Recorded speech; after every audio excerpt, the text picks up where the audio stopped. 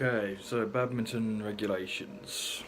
So on this slide, this video, sorry, going to be doing going through the rules and regulations.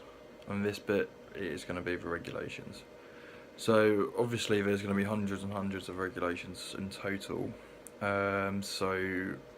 I'll do is attach a PDF of the actual manual from the World Badminton Federation.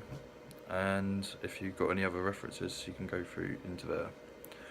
So number one I've got is lighting. There must be at least 9 meters of airspace above the court with no obstacles. This because you could basically hit the shuttlecock high if you're doing a lob, and if there's lighting in the way, yeah, it's not too good. You will also need a 2 meter clear space around the edge of the court. Okay. So another regulation is for racket size.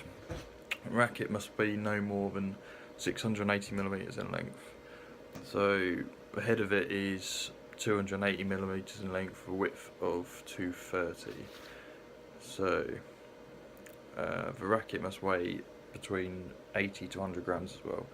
This is basically so you don't end up with people spending like £100,000 on it, or just getting an unfair advantage, because it's supposed to be a skill sport and it's fast paced. So if people start getting massive rackets to try and get an edge over them, just so it's easier to return a shot, yeah, that just stops that from happening. Okay, so the shuttle, there's 2 types of shuttle. You got a feathered one or a synthetic plastic one. Usually in competitions, like higher end ones, I'll use a feathered one because it can fly faster.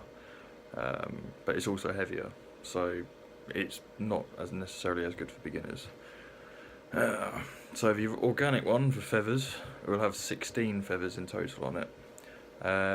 Feathers must be 62 to 70 millimeters in length, with a weight of 4.74 to 5.5 grams in total.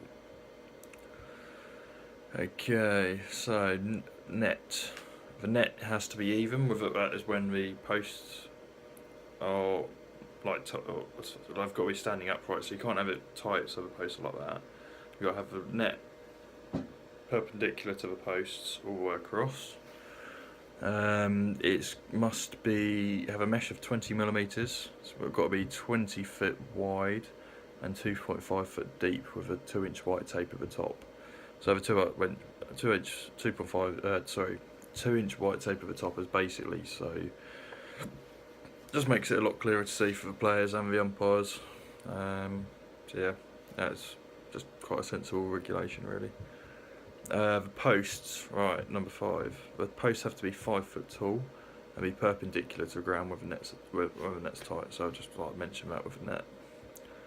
Number 6, the court in singles is narrower than doubles, and this gives the game the added element of skill to score a point. So rather than you having all of that court space, you're gonna be you're gonna have to be a bit more tactical with your shots, like whether you play it to the back when you do a drop shot, or even just a little bit more accurate on the serving. So yeah, so basically I've got a picture of the right, and that is going to be like all the dimensions of a court. So you see the 2 lines that run nearest to the width of it, they'll be cut off in a singles match, so it'll just be like long and thin, like I said. Okay, so doping, number 7. Obviously this is it's common sense, really. Why should anyone be given an unfair advantage over people who aren't doping? Doesn't make sense. The consequences, you can either be disqualified, ineligibility, so it basically means the player or the person is barred for a specific period of time for participating in competition or other activity. So it's not only just for one event, so bans can be anything up to 6 months to a few years or whatever. But by the few years, that's your career over anyway. It's not really worth it. So that is basically the regulations in a nutshell.